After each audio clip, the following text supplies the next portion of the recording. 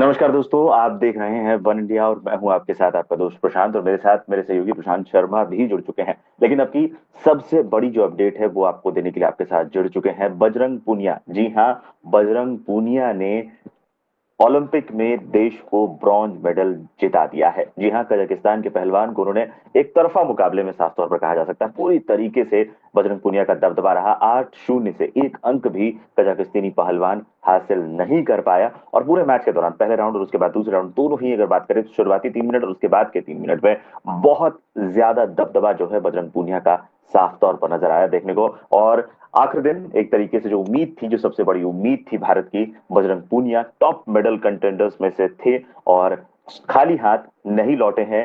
जो कह सकते हैं टोक्यो ओलंपिक से बजरंग पूनिया ने देश को एक और मेडल दिला दिया है। जी हाँ, एक बेहद हैरान कर देने वाले मैच में बहुत ज्यादा हम उम्मीद थी कि एक कड़ा मुकाबला हमें देखने को मिलेगा, लेकिन बजरंग पूनिया ने इसे एक तरफा बना दिया और शानदार अंदाज में कजाकिस्तानी पहलवान को 8-0 से हरा दिया। आपको बता दें इसके अलावा जो एक और अपडेट है और एक और हमें जो मेडल कंटेंडर है नीरज चोपड़ा, उनका भी मुकाबला अभी जारी है और उन्होंने पहले ही अटेम्प्ट में 87.74 बहुत कमाल का थ्रो किया है जावलिन में और वहां से भी कुछ अच्छी खबर आती हुई हमें नजर आ रही है और लग रहा है कि साफ तौर पर वहां भी एक मेडल और पक्का है। प्रशांत के पास चलते हैं, मैच आपने भी देखा प्रशांत, और किस तरीके से देखते हैं बजरंग पुनिया के इस प्रदर्शन को? देखिए, सबसे पहले तो मैं शुक्रिया अदा करना चाहूँगा आपको मुझे यहाँ बुलाने के लिए और सभी वन इंडिया परिवार का कि हमारे साथ जो है वो इस लाइव में जुड़े हुए हैं। सबसे पहले मैं यही कहना चाहूँगा प्रशांत भाई कि आज खुशी का दिन है। इतिहास रच दिया बजरंग पूनिया ने। जाते-जाते मेडल हमारी झोली में आता जा रहा है, इससे खुशी की बात और क्या होगी। लगातार जी निराशा बिल्कुल। ज़रूर हमारे साथ लगी है, लेकिन अब हमारे पास मेडल आया है और ये मेडल मैं कहना चाहूँगा कि बजरंग पूनिया ने दिखा दिया कि उन्हें क्यों दावेदार कहा जा रहा था मेडल के लिए। जी सेमीफाइनल भूल इस ब्रॉन्ज की बात करें तो पूरी तरह से मैच जो है एक तरफा नजर आया। ऐसा लग रहा था कि एक खिलाड़ी जो है वो पूरा अनुभवी है, दूसरा खिलाड़ी जो है उनके आगे जो है टिक ही नहीं पा रहा है। दूसरा खिलाड़ी कज़ाकिस्तानी खिलाड़ी जो थे वो बिल्कुल उनके आगे जो है मैं कहना चाहूँगा कि अपने जो है हाव-भाव सब भूल चुके थे, अपने जो मेन स्किल्स होते हैं वो भी भूल चुके थे वो उनके आगे। बजरंग पुनिया ऐसा हावी हुए शुरुआत से ही और मौका ही नहीं दे रहे थे आज उन्हें कुछ करने का। बताना जी चाहूँगा बिल्कुल। कि एक जीत प्रशांत भाई बहुत बड़ी है। मैं इसके कई कारण आपको देना चाहूँगा। सबसे बड़ा कारण तो ये देना चाहूँगा कि आज से ठीक 1 महीने पहले बजरंग पुनिया के घुटने में चोट लगी थी। एक जी इवेंट भी उन्हें मिस करना पड़ा था। अगर उसके बावजूद भी आप आते हो ओलंपिक्स जैसे इवेंट में, वहाँ आप जो है मेडल जीतते हो, ब्रॉन्ज़ ही जीता आपने भले ही, लेकिन बहुत बड़ी बात है। इसके अलावा दूसरा कारण ये मेडल इतना बड़ा क्यों है? थोड़ा पीछे चलते हैं प्रशांत भाई, 9 साल पहले 2012 लंदन ओलंपिक्स में हमें सिल्वर मेडल भी मिला था सुशील कुमार से। योगेश्वर दत्त ने हमें ब्रॉन्ज मेडल दिलाया था। जी बिल्कुल। 2012 फिर से रिपीट हो गया, वो 2012 कहना चाहूँगा वो 12 का 21 हो गया, अंक वही है और जी हमें जो है सिल्वर और ब्रॉन्ज आज फिर मिल गए हैं। यानी कि जी रवि बिल्कुल। तैमूर ने सिल्वर दिलाया, ब्रॉन्ज आज हमें मिल गया है, तो इससे खुशी की बात आज पूरे देश में और जी कुछ नहीं बिल्कुल। और साफ तौर पर हमने लंदन ओलंपिक की जो मेडल सीरीज की जो बराबरी है वो हमने कर ली है और अब जो लगातार जो खबरें आ रही हैं, लगातार जो मैच चल रहा है, बहुत बड़े मार्जिन से नीरज चोपड़ा है वो जेवलिन थ्रो में बहुत अच्छी खासी जो लीड उन्होंने हासिल की हुई है। पहले ही थ्रो में 87 मीटर का जो थ्रो फेंका, उसके आसपास भी अब तक पहले अटेम्प्ट के बाद कोई बाकी जो ओपोनेंट है वो भी नहीं पहुंच पाए हैं। बहुत तगड़ी और साफ तौर पर एक इतिहास रचने का मौका जो है वो भारतीय जो चोपड़ा, नीरज चोपड़ा जेवलिन थ्रो में वो एक व्यक्तिगत स्पर्धा में एथलेटिक्स में पहला गोल्ड आता हुआ साफ तौर पर नजर आ रहा है। अभी भी हालांकि पहला अटेम्प्ट ही चल रहा है, लेकिन वहां से भी बहुत अच्छी खबर आने की उम्मीद है। हालांकि अभी बात कुश्ती के हमारे दिग्गज बजरंग पूनिया की बात हो रही है। ब्रॉन्ज मेडल उन्होंने हासिल कर लिया है और बेहद आज उस तरीके से जो निराश नजर आए थे सेमीफाइनल मुकाबले को हारने के बाद, जो जो गलतियां वहां की थी, अपने पहलवान को, जो ओपोनेंट को जिस तरीके से वो लगातार मौके दे रहे थे, आज भी एक दो मौके मुझे लगता है कि कजाकिस्तान पे थोड़ी देर पहले जो आपने बात की वो अनुभवहीन और थोड़े से नजर आ रहे थे, क्योंकि एक दो मौके आज जरूर दिए थे। ऐसा नहीं कि मामला 8-0 होना चाहिए था। आप जरूर बजरंग पुनिया मैच को लीड कर रहे थे, लेकिन मामला 8-4, 5 तक भी एक समय जरूर हो सकता है, क्योंकि बहुत करीबी करीबी उन्होंने पॉइंट्स गंवाए। एक समय उनकी गर्दन पूरी तरीके से फंस चुकी थी, लेकिन वो उन्होंने छोड़ दिया और थके हुए नजर आ रहे थे। और जैसे ही पॉइंट्स थोड़े से पहले राउंड में बहुत ज्यादा पॉइंट नहीं आए थे, लेकिन उसके बाद जिस अंदाज में शुरुआत की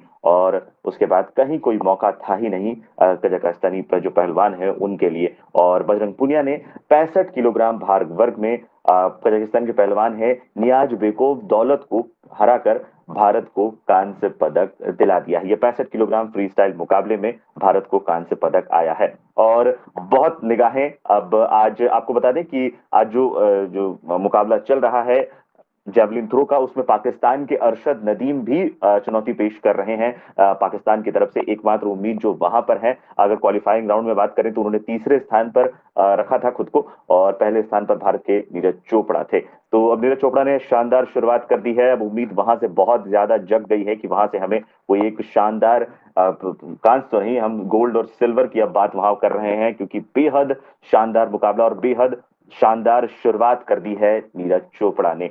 इसके अलावा आज जो एक अदिति अशोक को लेकर जो खबरें आई, चौथे स्थान पर रही थी वो, वहां से थोड़ी सी निराश कर देने वाली खबरें आई थी। बहुत ज्यादा उम्मीदें कर रहे थे हम भी वहां से, और पदक की उम्मीदें लग गई थी वहां से। लेकिन एक बहुत बड़ा लम्हा, और उन कंटेंडर्स में लिस्ट उनके चौथे स्थान पर रहना बहुत ज्यादा कह सकते हैं कि खिलाड़ी के लिए भी, फैंस के लिए भी बहुत ज्यादा निराश कर देने वाला पल होता है, क्योंकि आप बहुत नजदीक होते हैं ओलंपिक मेडल के, लेकिन वहां से चूके। लेकिन फिर भी देश को एक बड़ा मुकाम देकर चली गई। अदिति के बारे में, उनके मैच के बारे में किस तरीके से आपकी आकलन रही है, और इस दौरान क्या और ज्यादा देखने को मिला मैच में? देखिए, मैं यही कहना चाहूँगा कि कल तक हमें उम्मीद थी कि हम एटलीस्ट सिल्वर तो जीतेंगे, अदिति अशोक से हमें पूरी उम्मीद थी। हम उम्मीद कर रहे थे कि शायद हमारे जो है खाते में गोल्ड आए, लेकिन हमारे आज खाते में कुछ भी नहीं आया गोल्फ में। आज जो है 15 स्ट्रोक के साथ नंबर 4 पर रही अदिति अशोक, और मैं बताना चाहूँगा कि उनके साथ-साथ जो उनके एक जापानीज़ खिलाड़ी थे, उस उनकी लिस्ट में अमेरिकन खिलाड़ी थी, तो ये लोग जो हैं उनसे आगे रहे, इन्होंने काफ़ी अच्छा प्रदर्शन करके दिखाया।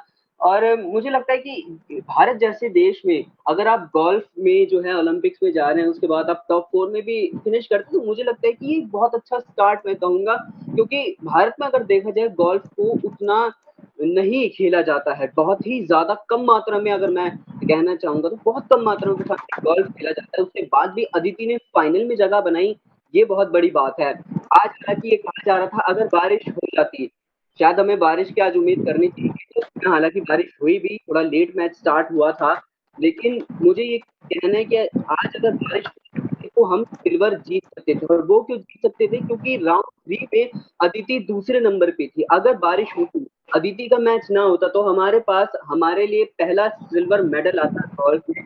वो नहीं हो पाया, तो मेरे हिसाब से तो ये भी फिनिश बहुत ही बेहतर रहेगा, क्योंकि गोल्फ के बारे में शायद ही लोगों को पता था कि गोल्फ में भी हमारे पास मौका है जीतने का, वो हमें बताया अदिति अशोक ने। तो देखिए, खेल है, खेल में हार जीत चलती रहती है, और अगर इतना अच्छा फिनिश अदिति ने दिया है तो मुझे लगता है बेहतर है। हालाँकि उनके एक मिस हो गया, न्यूज़ीलैंड की वो खिलाड़ी थी, उन्होंने जो है वो गोल किया, उसके बाद जो है अदिति अशोक से वो जो है थोड़े सेंटीमीटर से रह गया था, जिसकी वजह से अदिति अशोक को नंबर 4 का आज स्थान प्राप्त हुआ है। अच्छा जी प्रदर्शन बिल्कुल। अदिति अशोक द्वारा पसंद है, क्योंकि हम उम्मीद करते हैं कि इस तरह का प्रदर्शन करके हैं भारतीय खिलाड़ी। हालाँकि आज हार गए, लेकिन हमें पता लग गया कि आज हमारे पास गोल्फ में भी एक ऐसा खिलाड़ी है जो एक दावेदार है मेडल के लिए। सिल्वर, ब्रॉन्ज का नहीं, वो गोल्ड का दावेदार है। तो ये एक बात जो है गोल्फ के ज़रिए निकल के आई है। जी, बिल्कुल। और लगातार अपडेट्स जो हैं आपको मिल रही हैं, और हम कोशिश करेंगे कि जितनी भी, क्योंकि लंदन ओलंपिक रिकॉर्ड की हम बात कर रहे थे कि वहां तक तो जरूर हम पहुंचे, और चलिए मेडल टैली तो हमने जरूर कर दिया है। अब जो निगाहें हैं वो नीरज चोपड़ा पर है कि वहां से अगर कुछ अच्छी खबरें आ जाएं तो फिर जो है हम एक बड़ा जो रिकॉर्ड है वो मुकाम हासिल कर सकते हैं। सारी निगाहें बनी हुई हैं। जी बिल्कुल। हमारे वन इंडिया हिंदी पर आपको थोड़ी बहुत समस्याएं हो रही होंगी, तमाम दर्शक जो हमें कोशिश करेंगे कि वहां जो भी दिक्कतें हैं वो हम दूर करें।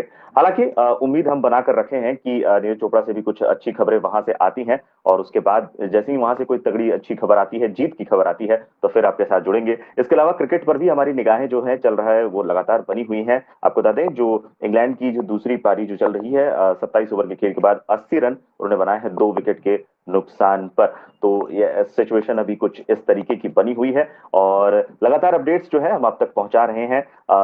कोशिश करते हैं कि जितनी जल्दी हो सके आप तक तमाम अपडेट्स पहुंचाएं। अभी फिलहाल के लिए हम एक ब्रेक लेते हैं और जैसे ही नीरज चोपड़ा का मैच खत्म होता है वहां से कुछ अच्छी खबरें आती हैं तो दोबारा आपके साथ फिर से जुड़ते हैं और हम प्रशांत शर्मा से भी पूरी उम्मीद करें कि वो भी हमारे साथ जुड़े। और अब समापन है और अगर नीरज चोपड़ा कुछ इतिहास रच देते हैं तो फिर एक बहुत बड़ा लम्हा हम भारतीयों के लिए होगा। छोटा सा ब्रेक लेते हैं और उसके बाद फिर आप सभी के साथ जुड़ते हैं नीरज चोपड़ा के मैच के बाद। बहुत बहुत जी, धन्यवाद इस धन्यवाद। लाइव अपडेट में जुड़ने के लिए। धन्यवाद।